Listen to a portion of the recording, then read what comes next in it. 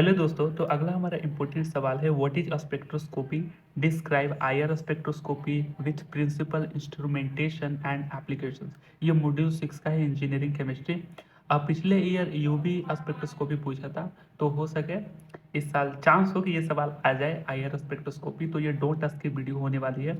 तो बहुत ही simple understandable hand written notes है। मैं नोट्स को पढ़ते जाता हूँ, आपको चीज़ें थोड़ी बहुत समझ में आती रहेंगी। ठीक है, स्पेक्ट्रोस्कोपी है क्या, आईआर स्पेक्ट्रोस्कोपी क्या है, उसके प्रिंसिपल, इंस्ट्रूमेंटेशन एंड एप्लीकेशन, 3 चीज़ें बतानी है। ठीक है, ये 7 मार्क्स का सवाल है, तो चलिए स्टार्ट करते हैं। ठीक है, स्पेक्ट्रोस्कोपी क्या है। Spectroscopy is the study of the interaction between molecules and electromagnetic radiation. जो सन से जो बहुत सारे तरह के रेडिएशंस आते हैं ना, तो किसी मॉलिक्यूल पर जब वो रेडिएशन पड़ता है तो इन दोनों के बीच में क्या होता है, उसी को ही हम स्पेक्ट्रोस्कोपी बोलते हैं। देखिए, स्पेक्ट्रोस्कोपी एक ऐसा जगह है, जैसे साइंस का ऐसा एक फील्ड ऑफ साइंस है स्पेक्ट्रोस्कोपी। स्पेक्ट्रोस्कोपी क्या होता है कि जब एक मॉलिक्यूल है और यहाँ पर एक आपका लाइट है, ठीक है, इन दोनों के इंटरेक्शन से क्या हो रहा है, इन दोनों के बीच का इंटरेक्शन को ही स्टडी करना स्पेक्ट्रोस्कोपी कहलाता है। अब आगे देखिए क्या होता है कि it deals with how molecules absorb, emit and और स्कैटर द इलेक्ट्रोमैग्नेटिक रेडिएशन। इसमें क्या होता है कि स्पेक्ट्रोस्कोपी में हम क्या डील करते हैं कि जब ये लाइट इस पर पड़ती है तो ये मोलिक्यूल लाइट को एब्जॉर्ब भी कर सकता है, एब्जॉर्ब भी करेगा, एब्जॉर्ब, इसको इमिट भी कर सकता है या इसको स्कैटर भी कर सकता है। इमिट या स्कैटर दोनों चीज़ें सेम है, या इसको स्कैटर भी कर सकता है। तो इन चीज़ों के बारे में पढ़ना लाइट और मॉलिक्यूल के बीच में, ये स्पेक्ट्रोस्कोपी होता है। तीसरा पॉइंट क्या है, it helps to understand structures, energy level, compositions of the substances. कोई भी सब्सटेंस हो गया, कोई भी मॉलिक्यूल हो गया, उनके बीच में उसका स्ट्रक्चर क्या है, उसकी एनर्जी लेवल क्या है, उसके कॉम्पोजिशंस क्या है, ठीक है, उसमें फंक्शनल ग्रुप मौजूद है कि नहीं उस सब्सटेंस में, ये सारी चीज़ें लाइट की मदद से हम अध्ययन करते हैं। तो ये स्पेक्ट्रोस्कोपी का बेस्ट डिफिनीशन हो गया। चलिए अब आईआर स्पेक्ट्रोस्कोपी को देखते हैं। ठीक है, देखिए, सन से तो अलग अलग प्रकार के रेडिएशंस आती है। आईआर हो गया, यूवी हो गया, विजिबल हो गया, उसके बाद गामा रे हो गया, बहुत सारे उनके अलग अलग रेंजेस भी होते हैं वेवलेंथ में।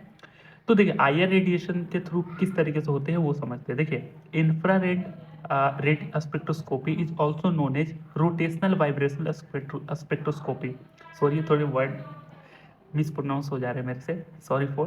देखिए, इंफ्रारेड स्पेक्ट्रोस्कोपी में क्या होता है, इसको रोटेशनल वाइब्रेशनल स्पेक्ट्रोस्कोपी भी बोलते हैं। ये नाम ध्यान में रखिएगा क्योंकि एग्जाम में ये वर्ड देकर पूछा गया है। ठीक है, तो आप कंफ्यूज मत होइएगा।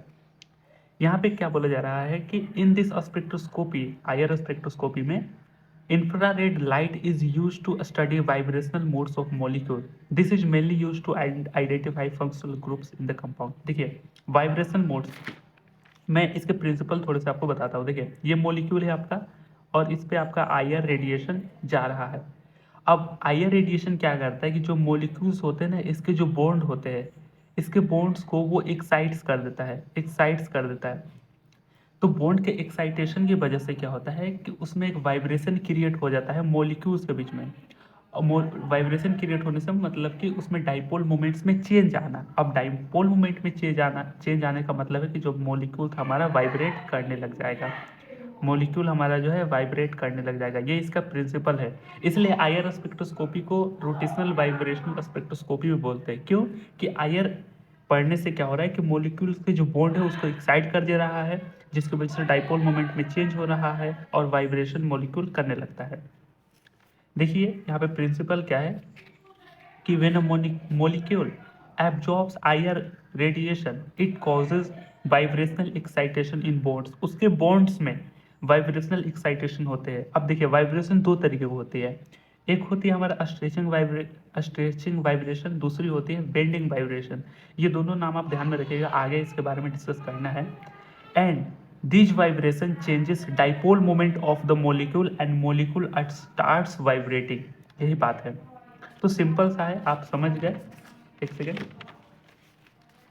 कि जब उसके आईआर रेडिएशन मॉलिक्यूल के बॉन्ड्स पे पड़ता है उसको एक्साइट कर देता है, जिसकी वजह से उसके डाइपोल मोमेंट में चेंजेस हो जाते हैं और मॉलिक्यूल स्टार्ट्स वाइब्रेटिंग। बिल्कुल सही। अच्छा, अब देखिए the region of IR spectrum ranges from frequency between 500 cm inverse से 4000 सीएम इनवर्स। ये अब डेटा ध्यान में रखिएगा, बुक में लिखा हुआ था। हर एक रे का अपना अपना अपना एक रीजन होता है। जैसे यूवी रे का यूवी स्पेक्ट्रम में बनता है, उसको इलेक्ट्रोमैग्नेटिक स्पेक्ट्रम बोलते हैं। तो आईआर स्पेक्ट्रम में रेंजेस क्या होती है फ्रीक्वेंसी की, 500 सीएम इनवर्स से 4000 सीएम इनवर्स। बिल्कुल सही। इसके बाद क्या बोला जा रहा है कि व्हेन आईआर लाइट्स यानी infrared lights pass through the sample the rotational and vibrational energies of the molecule are increased. तो यहाँ पर इस मॉलिक्यूल में जितना ज़्यादा आपका आईआर रेडिएशन आएगा उतने ज़्यादा वाइब्रेशन इसमें उत्पन्न होंगे, जिससे मॉलिक्यूल वाइब्रेट करेगा। अब देखो वाइब्रेशन दो तरीके की होती है। पहला होता है आपका रूट स्ट्रेचिंग वाइब्रेशन, दूसरा होता है आपका bending vibration. There are two kinds of fundamental vibration take place in molecule. पहला है आपका स्ट्रेचिंग वाइब्रेशन और दूसरा है आपका बेंडिंग वाइब्रेशन। अब स्ट्रेचिंग वाइब्रेशन में क्या होता है कि बॉन्ड एंगल कांस्टेंट रहता है, बॉन्ड लेंथ चेंज होता है, बॉन्ड एंगल चेंज नहीं होता, बॉन्ड लेंथ चेंज होता है, यानी वो एक तरीके से लिनियरली वाइब्रेट करने लगता है।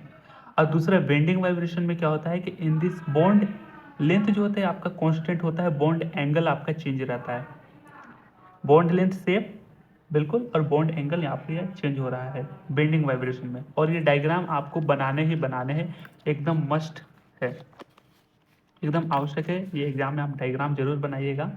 पहला है स्ट्रेचिंग, दूसरा है बेंडिंग। अब स्ट्रेचिंग वाइब्रेशन को भी दो भागों में कैटेगराइज कर दिया गया, एक सिमेट्रिक और एक असिमेट्रिक होता है। सिमेट्रिक में आप इस तरीके से डायग्राम बनाइएगा, तीन इस तरीके से आप सर्कल ले लीजिए, एक को डार्क कर दीजिएगा, दोनों को एरो एक तरफ ले जाइए, और फिर असिमेट्रिक के केस में क्या कीजिएगा, एक को डार्क तो ऐसे नॉर्मल, दोनों को एरो अपोजिट कर दीजिए एक दूसरे को। ये इस तरीके से आप डायग्राम बना दीजिएगा। इसके डिटेल में नहीं जाते हैं कि क्या हो रहा है क्या नहीं हो रहा है, बस ये चीज़ें हैं कि किस तरीके से लिख देंगे आपको एग्जाम में मार्क्स मिल जाएंगे। हाँ, उसके बाद बेंडिंग वाइब्रेशन में क्या होता है कि चार तरीके की होती है। देखिए ये इन द प्लेन होते हैं, वैसे रॉकिंग और सीजरिंग इन द प्लेन होते हैं, और ये आउट ऑफ प्लेन होते हैं। तो रॉकिंग और सीजरिंग में इस तरीके से देखिए क्या हो रहा है कि दोनों का एरो एक साइड है, और इन दोनों का एरो एक साइड है, यानी कि ये क्लॉकवाइज है और ये एंटी क्लॉकवाइज है। और ये जो सीजरिंग में क्या हो रही है, टुवर्ड्स इसके तरफ हो रहा है, या तो इसके नज़दीक जाएंगे दोनों, या तो इसके नज़दीक जाएंगे दोनों, या इनसे दूर होंगे सीजरिंग में। वेगिंग में भी देखिए एक दो बना दीजिएगा इस तरीके से, इसमें दो प्लस प्लस और इसमें माइनस माइनस। इस ट्विस्टिंग में भी एक में प्लस माइनस, एक में माइनस प्लस। तो ये एक सिंपल डायग्राम है, ठीक है। इसमें डिटेल में नहीं जाते कि चीज़ें क्या हो रही है, बस इतना सिंपल है कि आप ये डायग्राम बना दीजिएगा, क्योंकि अंडर 7 मार्क्स है ना, तो उसमें ज़्यादा डिटेल में जाएंगे तो बहुत ज़्यादा लंबी आंसर हो जाएंगे। इसकी एक डिटेल कहानी होती है। इसके इंस्ट्रूमेंटेशन देख लीजिए आप। देखिए अब आईआर स्पेक्ट्रोस्कोपी के इंस्ट्रूमेंटेशन को देख लेते हैं। तो सबसे पहले देखिए यहाँ पर आपका एक आईआर सोर्स है जिससे इंफ्रारेड रेडिएशन निकल रही है। अब इस सोर्स को मोनोक्रोमेटिक बनाने के लिए यहाँ पर आपका एक प्रिज्म यूज किया गया है, ठीक है। इतना कंस्ट्रक्शन आपने देखा। उसके बाद जब लाइट आ रही है तो यहाँ पर आपका एक बीम स्प्लिटर लगा है जो लाइट को दो भागों में डिवाइड कर रहा है। एक लाइट आपका सैंपल सेल में जा रहा है, दूसरा लाइट आपका एक रेफरेंस सेल में जा रहा है, ठीक है। ये सेल है CEAA, पहला सैंपल सेल, दूसरा रेफरेंस सेल में। और मिरर तो आप जानते हैं, मिरर को यूज लाइट को रिफ्लेक्ट करने के लिए किया गया है। यहाँ पर ये मिरर और ये 4 मिरर हो गए। सैंपल सेल से क्या हो रहा है, यहाँ पे बस एक रेफरेंस सेल यहाँ पे एक लगा दिया गया है, दोनों के बीच में कंपैरिजन देखा जा सके, इसलिए रेफरेंस को भी लगाया गया है। सैंपल सेल से जब लाइट जा रही है तो जो एब्जॉर्ब्ड आईआर रेडिएशन है वो डिटेक्टर के थ्रू जाता है। देखिए सैंपल सेल से जो एब्जॉर्ब लाइट है, आईआर रेडिएशन वाली लाइट, वो डिटेक्टर में जा रहा है। अब देखिए डिटेक्टर करता क्या है, डिटेक्टर जो होता है ना, एब्जॉर्ब सैंपल से जो आईआर रेडिएशन है उसकी इंटेंसिटी को डिटेक्ट करता है और सिग्नल में बदल देता है। इसकी इंटेंसिटी जो है, मतलब कि जितनी आईआर रेडिएशन इससे जा रही है उसकी इंटेंसिटी को डिटेक्ट करके एक सिग्नल में बदल देता है। अगर ज़्यादा कन्फ्यूजन है तो कोई बात नहीं, डायग्राम को एक दो बार जब प्रैक्टिस करेंगे तो चीज़ें समझ में आ जाएंगे। कई बार क्या होता है कि जो आईआर का जो क्वेश्चंस होते हैं ना, एक बात बताता हूँ, देखिए वो 14 मार्क्स के भी पूछ देते हैं, तो 14 मार्क्स में आपके इंस्ट्रूमेंटेशन के हर पार्ट्स को भी डिस्क्राइब करने होते हैं। अगर आप डायग्राम बना लोगे तो मुझे नहीं लगता थोड़ा बहुत तो लिख पाओगे डिटेक्टर क्या करता है। अब देखिए यहाँ पे देखिए डिटेक्टर, आपने देखा इसकी इंटेंसिटी को डिटेक्ट करके सिग्नल में बदल दिया। एम्पलीफायर क्या करता है, देखिए डिटेक्टर से जो सिग्नल जाता है ना, सिग्नल वो वीक होते हैं, छोटे होते हैं। तो एम्पलीफायर जो होता है उसको एम्पलीफाइज कर देता है। एम्पलीफाइज मतलब कि जो सिग्नल का स्ट्रेंथ जो होता है मतलब बड़ा कर देता है और वो एक रीडेबल फॉर्म में बना देता है। तो ये एम्पलीफाइज कर देता है इसके सिग्नल को, वीक सिग्नल को स्ट्रेंथ बना देता है। और रिकॉर्डर में रिकॉर्ड होता है जिसके थ्रू हम प्रिंट आउट करके देख पाते हैं। तो इस तरीके से चीज़ें हैं, क्या कैसे काम हो रही है इंस्ट्रूमेंटेशन में। आप डायग्राम को एक दो बार प्रैक्टिस जरूर करिए, इंस्ट्रूमेंटेशन आपका हो जाएगा। अगर डायग्राम भी बना दोगे तो वो एग्जामिनर अच्छे मार्क्स देकर चले जाएंगे। एप्लीकेशन देखते हैं और इसका नाम क्या है इंस्ट्रूमेंट का, IR डबल बीम स्पेक्ट्रोफोटोमीटर। बिल्कुल, अब एप्लीकेशन देखते हैं। तो देखिए IR लाइट जो मॉलिक्यूल पर पड़ती है इसका यूज क्या है, यूज केस क्या है। Identification of functional group of organic compound. कोई भी मॉलिक्यूल है, कोई ऑर्गेनिक कंपाउंड है, उसमें फंक्शनल ग्रुप कहाँ मौजूद है उसको आइडेंटिफाई कर सकते हैं।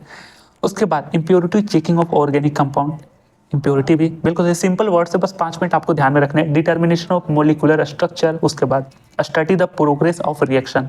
जब मोलिक्यूल को स्टडी कर लेंगे तो उसके रिएक्शन का प्रोग्रेस भी तो आइडेंटिफाई कर ही सकते हैं ना। ठीक है। पांचवा क्या है, used in drug manufacturing industry. Medical field में इसका यूज किया जाता है, बहुत सारे ड्रग्स होते हैं उनके कॉम्पोजिशन के बारे में पढ़ना। तो ये 5 एप्लीकेशन मस्ट है, आप ध्यान में जरूर रखिए। बिल्कुल, इसकी ये आपका ये इंस्ट्रूमेंटेशन का डायग्राम हो गया जो आप 1-2 बार जरूर इसका प्रैक्टिस कर ले। बिल्कुल, इसके बाद जब इसके प्रिंसिपल जो है वाइब्रेशन पर वर्क करता है तो 2 तरीके की वाइब्रेशन होती है, stretching vibration, bending vibration. Stretching में bond angle same, bond length change. Bending में बॉन्ड एंगल ये चेंज करता है और बॉन्ड लेंथ जो होता है वो कांस्टेंट होता है। तो बेंडिंग मतलब कि मुड़ना, तो आपको वहाँ से एक आइडिया लगाना कि बॉन्ड एंगल मुड़ रहा है यानी बॉन्ड एंगल चेंज कर रहा है। ये डायग्राम आप जरूर बनाइए, इसकी भी 1-2 बार प्रैक्टिस कर लिए। स्ट्रेचिंग और बेंडिंग में सिमेट्रिक और सिमेट्रिक में किस तरीके से, इस तरीके से 3 गोले बनाइएगा, एक को डार्क रखिए और एरो को अपोजिट और एक डायरेक्शन में करते रहिएगा। बेंडिंग में 4 तरीके की होती है, रॉकिंग, सीजरिंग, वेगिंग, ट्विस्टिंग। किस तरीके से है ये सिंपल है, बस 1-2 बार जब आप लिख के करेंगे ना, ऐसे देख कर नहीं, लिख के एक बार जब ड्रॉ कर लेंगे तो चीज़ें आ जाएंगे, आप एग्जाम में लिख पाएंगे। उसके बाद जो आपका जो IR रेडिएशन है, IR स्पेक्ट्रम में उसकी फ्रीक्वेंसी की रेंज कितनी होती है, एक सेकंड यहाँ पर है। फ्रीक्वेंसी की रेंज आपका 500 cm इनवर्स से 4000 cm इनवर्स। एक डेटा ध्यान में रखिएगा, जितनी IR पड़ेगी उसकी रोटेशनल और वाइब्रेशन जो एनर्जी होती है उसकी, उसको क्या बोलते हैं, वो इंक्रीज हो गई। और इसका प्रिंसिपल क्या है, वाइब्रेशन के प्रिंसिपल पर वर्क करता है कि जब IR रेडिएशन पड़ता है तो जो IR लाइट है वो मॉलिक्यूल के बॉन्ड पर यानी मॉलिक्यूल के बॉन्ड को वाइब्रेशन एक्साइटेशन कर देता है। वाइब्रेशनल एक्साइटेशन इन बॉन्ड्स, ये वर्ड पर ध्यान में रखिएगा। जिसके कारण क्या होता है, दीज वाइब्रेशन जो होता है चेंजेस करते हैं उसके डाइपोल मोमेंट में और मॉलिक्यूल आपका वाइब्रेट करने लगता है। तो IR से हम मेन चीज़ क्या स्टडी करते हैं, ये बात यहाँ पर बताता है और यही इसकी प्रिंसिपल भी है कि IR स्पेक्ट्रोस्कोपी में होता है, स्टडी करते हैं वाइब्रेशनल मोड्स ऑफ मॉलिक्यूल। तो किस तरीके के वाइब्रेशनल मोड्स होते हैं, स्ट्रेचिंग, बेंडिंग। ठीक है, तो हमने देख लिया क्या है और मैंने 1-2 बार रिपीट भी कर दिया। उसके बाद ये एक स्पेक्ट्रोस्कोपी का डेफिनेशन भी आपने देख ही लिए होंगे, समझ गए होंगे। तो ये सवाल ज़्यादा उम्मीद है इस साल आने की, इसलिए मैंने इस पर थोड़ा सा जोर दिया। तो आप इसको जरूर ध्यान में रखिएगा। तो अगले मिलेंगे, अगले इंपॉर्टेंट सवालों में, अगले वीडियो में मिलेंगे। बहुत बहुत धन्यवाद for watching till the last of this video. And if you enjoying the lecture, क्योंकि बहुत कम टाइम में हम चीज़ों को समझ पा रहे हैं, so please hit the like subscribe button and support me a little, because एक subscribers motivates me a lot to make lots of videos. Thanks for watching this video. Bye.